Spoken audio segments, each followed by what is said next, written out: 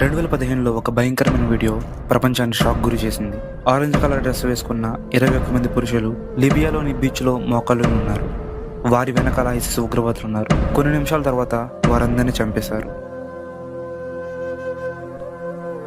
ఈ పురుషులు ఈజిప్ట్లోని Coptic Christians. వారి కుటుంబాలను గడపడానికి లిబియాకు వలసకు వచ్చారు.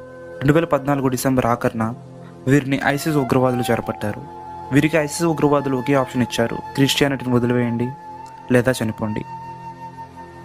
కానీ వారు జీసస్ మీద ఉన్న విశ్వాసాన్ని విడిచిపెట్టలేదు. చివరి శ్వాస వరకు విశ్వాసాన్ని పట్టుకుని ఉన్నారు. వారి యొక్క దృఢ విశ్వాసం వలన వారు హతసాక్షులుగా మారారు.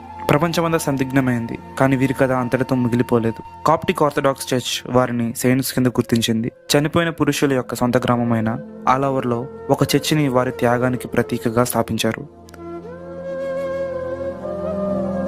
పోప్ ఫ్రాన్సిస్ ఈ హతసాక్షులను గుర్తించారు.